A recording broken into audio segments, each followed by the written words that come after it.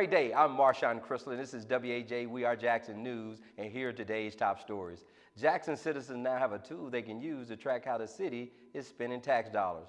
Mayor Tony T. Yarber recently unveiled a new open data portal. The web address is data.jacksonmiss.gov. There you can find out how the city is spending the 1% sales tax dollars, track pothole calls and economic development projects. The site is a result of Jackson's collaboration with the What Works Cities initiative funded by the Bloomberg Philanthropies. The mission of the initiative is to use data to improve government operations and the quality of life for citizens. I recently had an opportunity to chat with the Director of Innovation and Performance Management, Justin Bruce, who led the Open Data Project. Hello, and we're here at City Hall talking with Mr. Justin Bruce, the Director of Innovation and Performance. He's going to be talking to us today about a new piece of technology the City of Jackson has invested in called Open Portal. One Jackson Open Portal. He's going to talk a bit about that. The main thing we want to cover here is learning about the new design of our website, what this Open Portal provides citizens of Jackson in terms of access to what's going on in the city of Jackson, and most importantly, it speaks to Mayor Tony T. Yarber's commitment to transparency. So without further ado, we're going to turn it over to Mr. Justin Bruce. Thanks so much. Yes, sir. I'm excited about the Open Jackson Data Portal that we're launching for our citizens.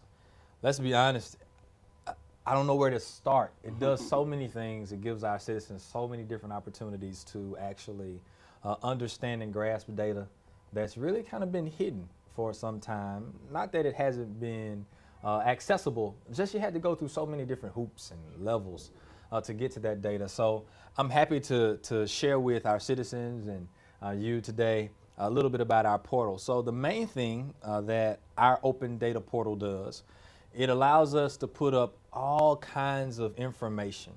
We've got data coming in from budget to 311, from economic development, from human and cultural services, about our project read scores, you name it, we've got it in our data portal.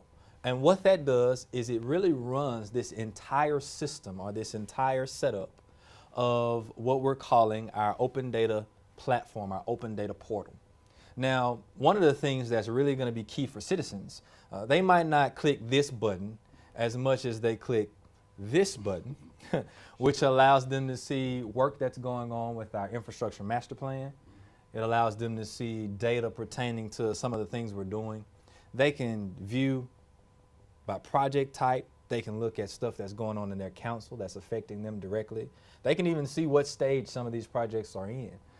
And they can really understand what's really going on. I'm sure one of the questions you get all the time is, hey, what's happening with the IMP? What's going on with our 1% money? And so this gives our citizens an ability to come to this site. They can either access from here, click a project they're interested in, or even check out the map. They can pull up a project. They can see the description of that project. They can see the budget, how much has been spent.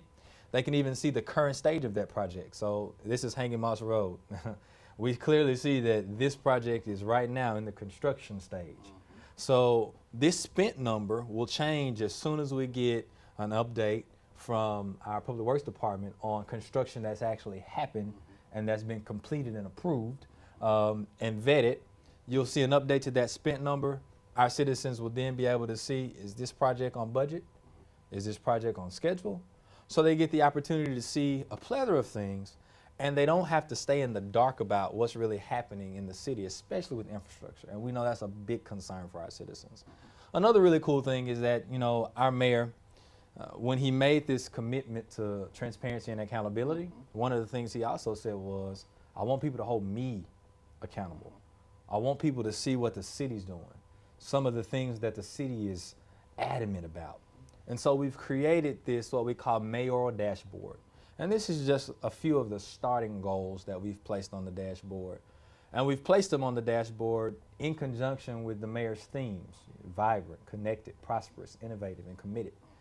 And so in these goals and metrics that are placed on this dashboard, our citizens have the ability to kind of track our progress, hold us accountable to some of the things we said we're going to do.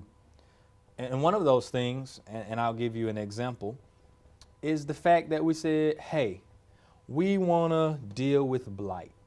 Blight was a major issue and still is a major issue in our city. We know the story about the relocation of code improvement and community improvement to JPD. But what does that really mean? What are the results they're seeing?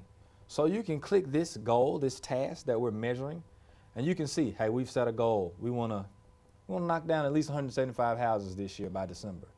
So far, we've got 73. Based on the metric, we're way ahead of our schedule to meet 175, which means we're probably going to push that goal up, knowing that right now we're definitely in achievable status. And even after looking at this goal, you get to see some of the other work that community improvement is doing. This one right here is really cool. We're measuring how much cost savings is coming from our community improvement department because they're dealing with blight. And this measures the level of dollars we're saving when outside parties or owners or external parties are actually cleaning up their own properties. Mr. Bruce, let me do this in the interest of time, because you have shared just in this 5 minutes into this segment a lot of wonderful information. Absolutely. And it's so comprehensive. But here's the number one question that Mr. and Mrs.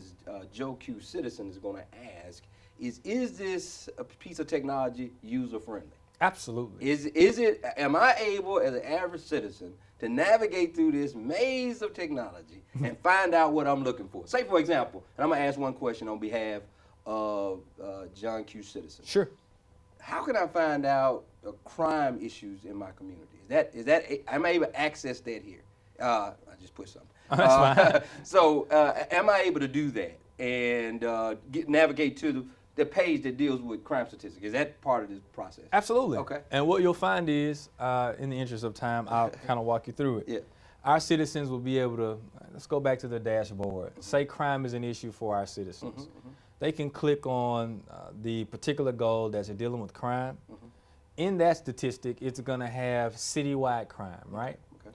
It's going to tell us where we're tracking. It's going to show the chart of our increases, decreases. But also, the citizen can click this button right here that says Explore the Data, which allows them to see all of the data that's driving that metric. And they've got access to all the crimes by type, by specific item, and even by precinct at some point. Okay. So they'll be able to see all of that good information so that they can answer any questions that they have quickly. As you indicated, it'll be a click away. It's just a click away. It's just a click away. And so here's what I like to say in light of what you shared with us today is that essentially, like you said, the mayor's pledge has been real simple: be transparent and be accountable. Absolutely. This tool, if I heard you correctly, gives citizens access to the data or the information that they need to find out if this administration is doing what they have committed to do. Absolutely. Is that right? Yes, sir. Well, with that, Brother Bruce, let me just say, and with your job as Director of Innovation and Performance Management, let me just say that I appreciate what you do for the city of Jackson. This really brings us full scale into the new millennium, as we often talk about, and bringing us into the age of technology. So it's encouraging, refreshing to know that the city of Jackson is investing time, talent, and certainly their treasure into technology. And so that being said, I know the citizens can appreciate that, but let us hear from you. You have any final comments before we break from the segment?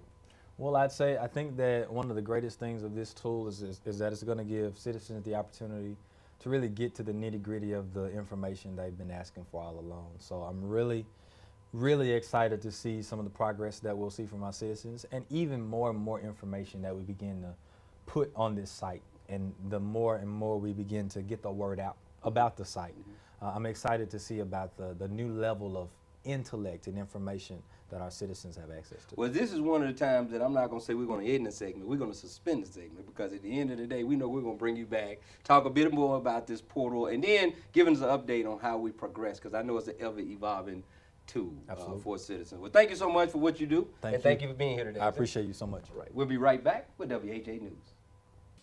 AmeriCorps strengthens communities and develops leaders through community service. Are you ready to make a difference? AmeriCorps allows you to use your energy and talents to help others while earning money and gaining job skills. If you are age 18 or older, AmeriCorps is waiting for you. Welcome back to WAJ News. Mayor Tony T. Yarb and the Jackson City Council recently spoke out against legislation signed into law by Governor Phil Bryant. Critics of the bill say it legalizes discrimination of people based on their sexual orientation.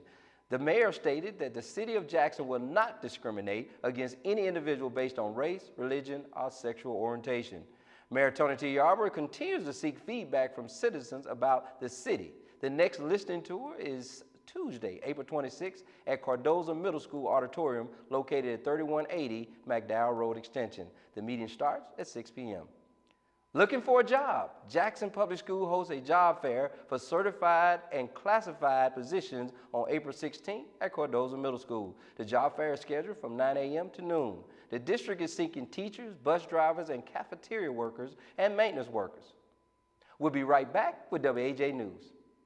Hi, I'm Mayor Tony Yarber. And I'm Jackson Police Chief Lee Vance. Here in the city of Jackson, we recognize that you're our #1 crime-fighting resource. So we're providing you with a tool to help us respond to criminal activity in a timely manner. Tip 411 allows residents to text or submit crime tips.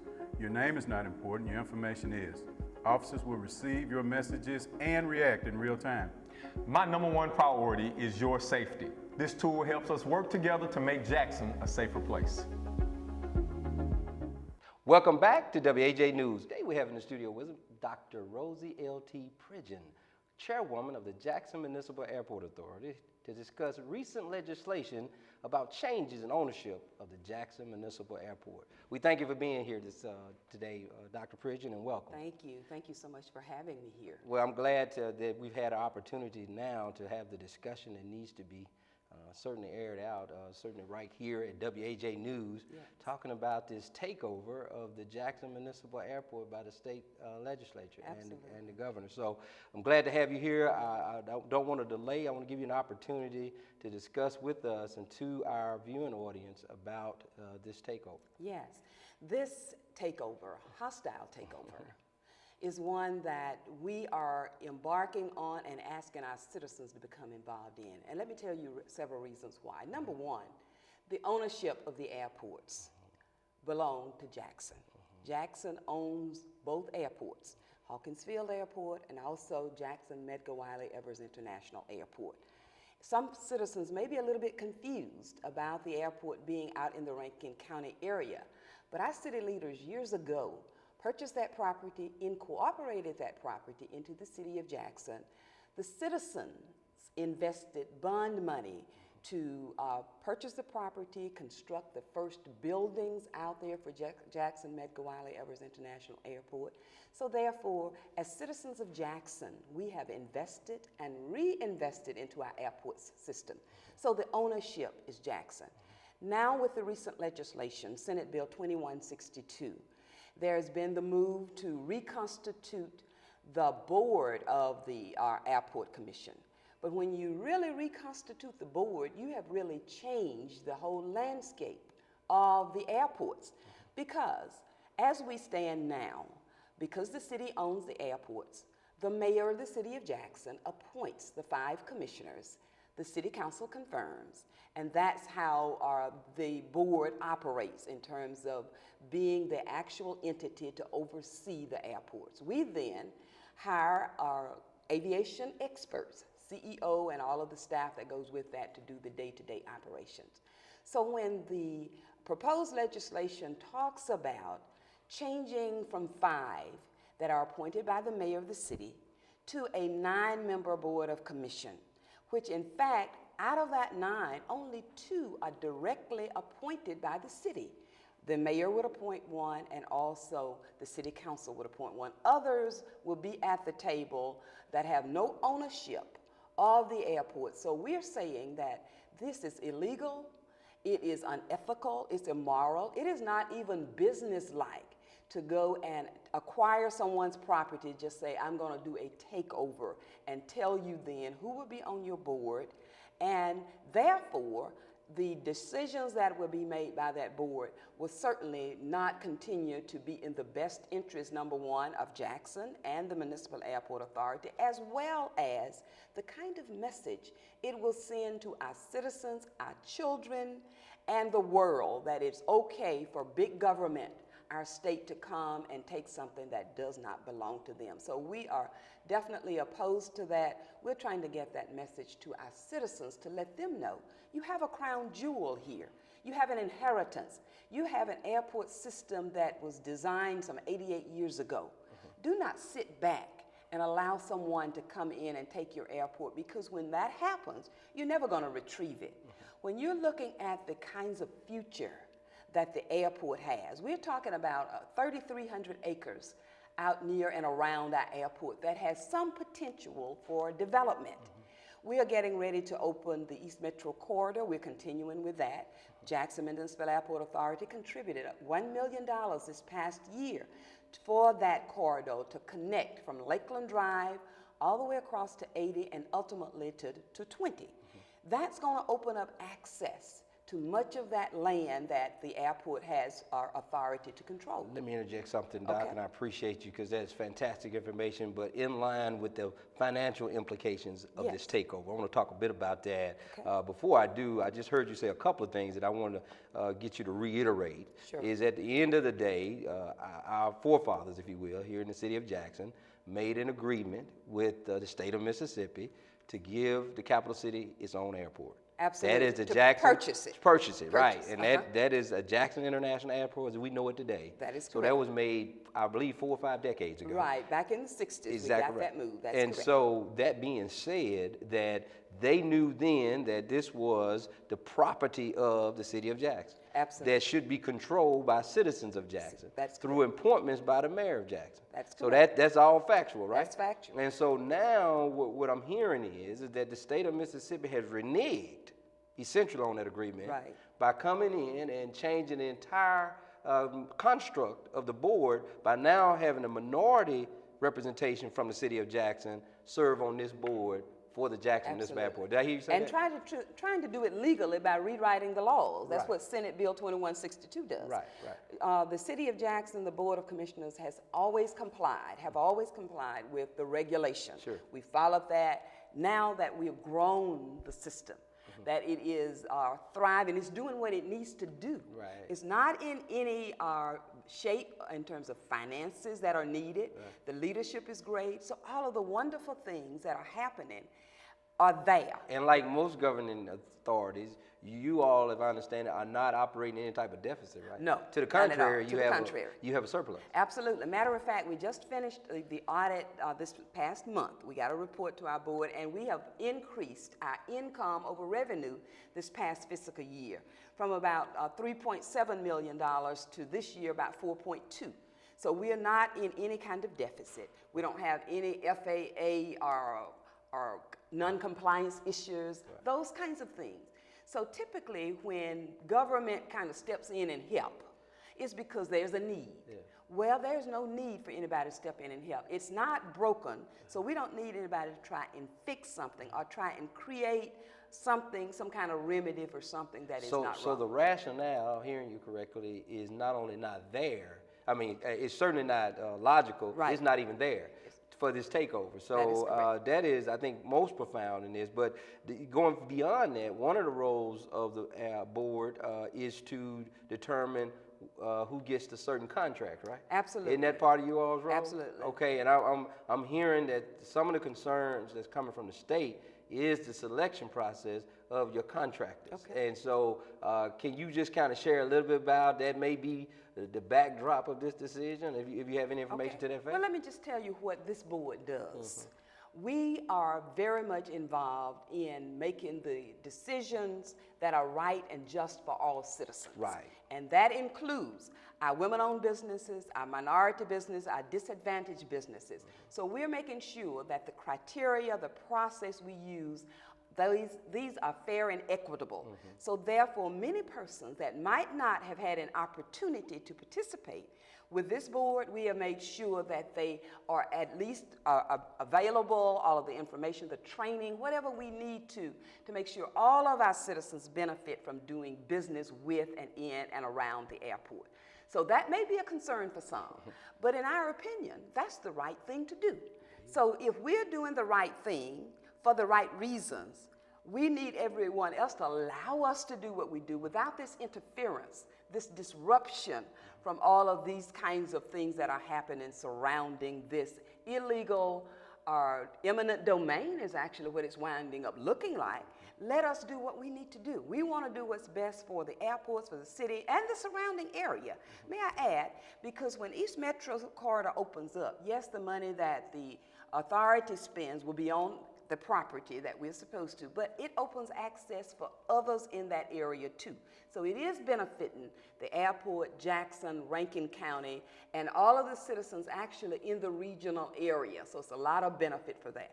But now when you start dealing with our legal issues, which is what it's going to be if this does go forth, we'll see a disruption in that, and that's not fair to the citizens. Well, I just want to say thank you. I do regret we've run out of time, Dr. Pridgeon, but you've done a magnificent job in explaining to our viewing audience about the importance of this particular matter, and certainly the egregious act on part of the state based on what you're saying in terms of this takeover of the airport, which clearly you certainly articulated there's really no need for. So we know we're going to bring you back because we want to get constant updates on this particular issue and seeing how it is progressing or certainly being thwarted by your particular organization and others that are assisting you. So thank you so much for being here and being such a great guest, okay? Thank you very much. We'll have you back soon. We'll be right back with WAJ News.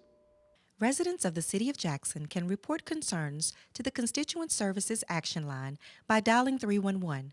Those who dial 311 will speak with a representative who will complete the report and issue a tracking number that allows residents to monitor the progress of the report. When using your mobile device and dialing 311 does not work, the alternative is to dial 601-960-1111. And as always, you can visit the city's website by logging on to www.jacksonms.gov to make a report and track the progress of the report.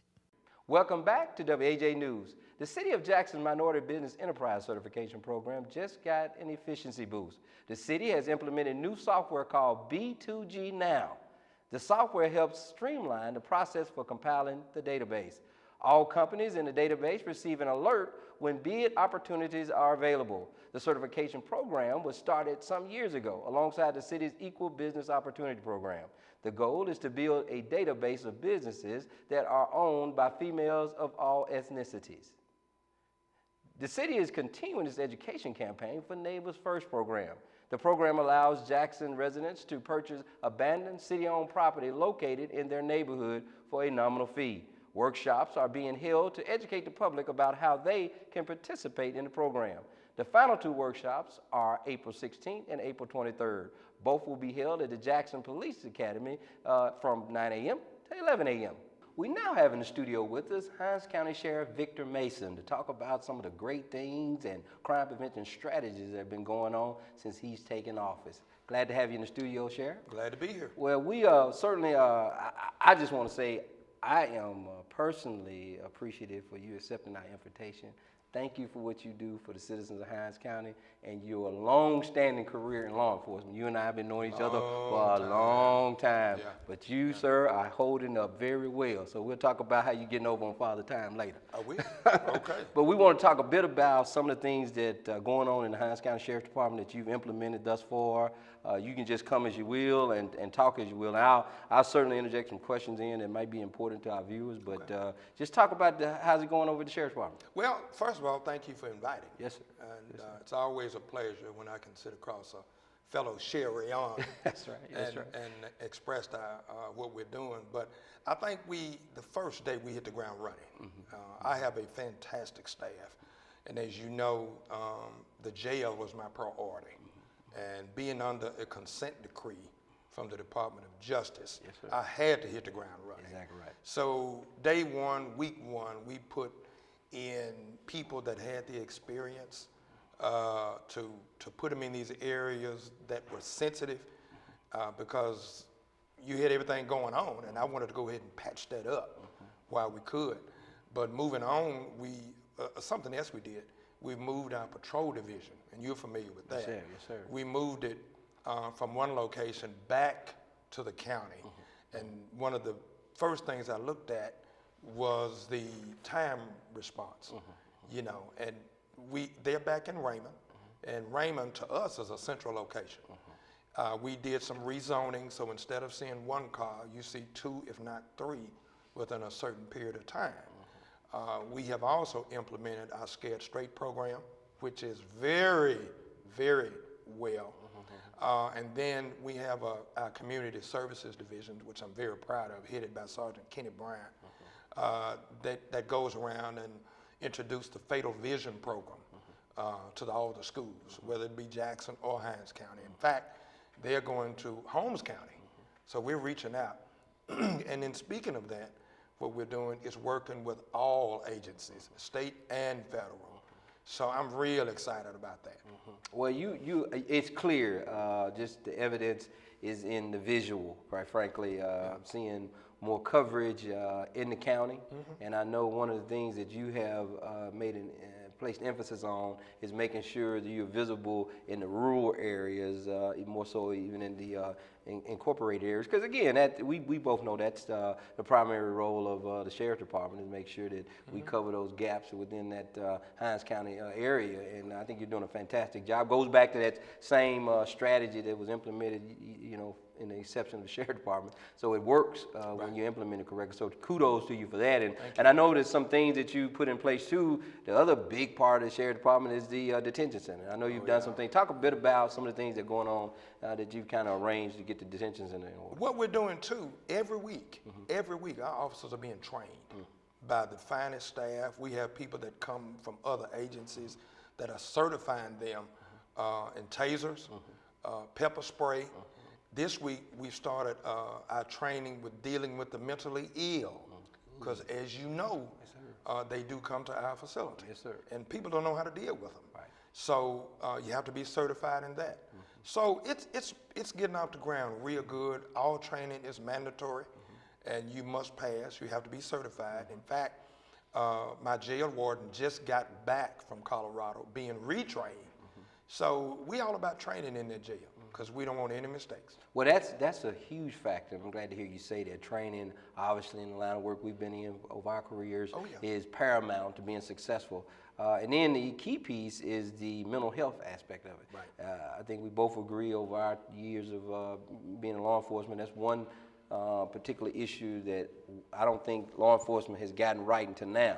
And the way we've gotten it right is we're starting to take it serious, and then getting the people in place, the trained personnel to address it. And so it's good to hear you say that. And I know one of the other big pieces that you're doing is in your crime prevention area, and talking about working with the community. Talk a bit about that, and how's that going so far? Going real good. I go back to my Community Services Division, and these guys are nonstop. Sometimes I don't think they go home. They are either in the city or in the county implementing programs, helping the elderly out. We had a situation where here in Jackson, where 2 families did not have water. We went and got water for them, and it was donated by a company here in Jackson. So we do a lot of prevention, but we do a lot of putting back in the community. And it's about saving. It's about saving grace. We work with a lot of our churches. We have gotten our ministerial program kicked off. You remember the church that was up there on the hill at the Penal Farm? It's open now. Wow. Our Second Chance Choir, if I may put it this way, is going on tour now.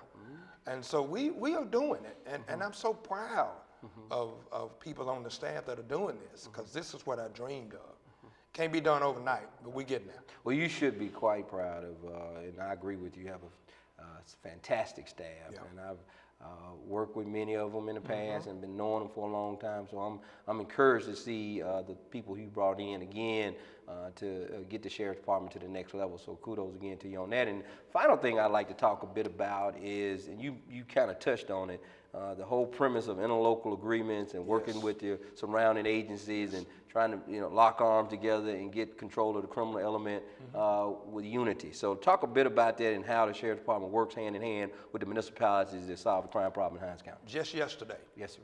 Terry, Mississippi, I went before the board, Mayor Joe Kendrick, and along with Chief Bracy Coleman. We now will have a space in that Public Works Department in Terry. So we'll be having our uniform cars in Terry, working hand in hand with the Terry PD and with the citizens. I'm on my way to Bolton and Edwards next. Sure. And my plan now is to have a uniform car working out of those police departments so we can assist them, you know, and that's our goal. We're county police.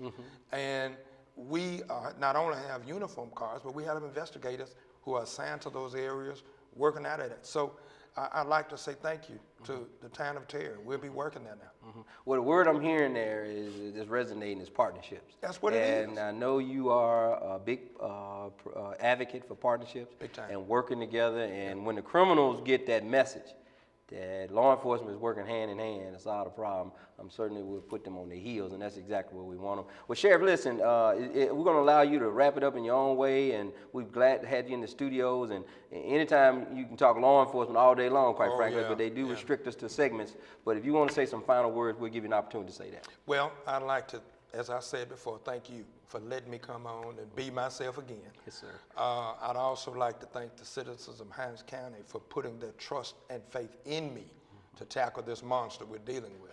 But it's not about me, it's about we.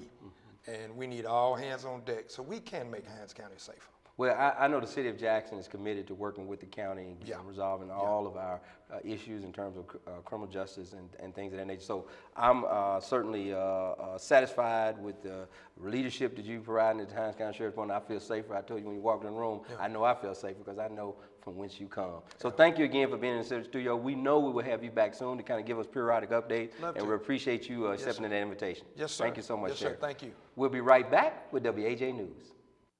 AmeriCorps strengthens communities and develops leaders through community service. Are you ready to make a difference? AmeriCorps allows you to use your energy and talents to help others while earning money and gaining job skills. If you are age 18 or older, AmeriCorps is waiting for you. Now let's turn our attention to Dr. Timothy Quinn with Healthy Jackson. Hello, I'm Dr. Timothy Quinn, and we're going to have another Healthy Jackson Health segment. Now, it's about that time when school is wrapping up and, you know, we're thinking about the summer, or hopefully we are thinking about the summer. A lot of parents, they'll, you know, the summer will come about and they'll say, oh my goodness, what are we going to do with the kids? What I want the parents to do is start thinking about the summer now. Start planning, because there are a lot of programs out there for children, but you have to pre-register now and not wait until the summer because those spots fill up really fast. Research has shown that children who stay at home all summer, maybe just watch television, play the video games, they're not stimulated. They actually perform not very well during the following school year. But those students who are active in the summer, you know, interacting with other kids, actually going to another location, staying active physically and mentally, they perform so much better according to all the research that I've studied. So you want to have your children engaged all summer. Now, what are some programs out there? There are different programs through the city of Jackson, different programs through Jackson Public Schools on their website. But the deal is you just have to do your research and get your children busy. I mentioned that it's very important to keep them physically active as well. Over the last couple of decades, things have changed. I mean, when I was a kid, we would get out of the house and get out there and exercise, ride bikes, go and get into a fight with another neighborhood or whatever, play football, basketball. But now kids are playing these games all summer and they're staying in the house, they're not exercising, and their health is being compromised. So I advise all parents to keep your children active, and not only physically, but you want to keep them active mentally as well. Most of the schools, they recommend reading programs as far as books that are recommended throughout the summer. But do even more. You know, go with your children to the library, read books, check them out, Barnes and Nobles, wherever, you know, you feel comfortable, but keep your children engaged physically and mentally throughout the summer. And the following school year, they will be much more successful and more likely to go out to a big-time college and just have a wonderful, very, very successful life. This has been Dr. Timothy Quinn, and until next time, let's stay healthy. Thanks, Dr. Quinn. Well, that's going to do it for this edition of WAJ We Are Jackson News. From everyone here, thank you for watching WAJ News. I'm Marshawn Chrysler. Good day, Jackson.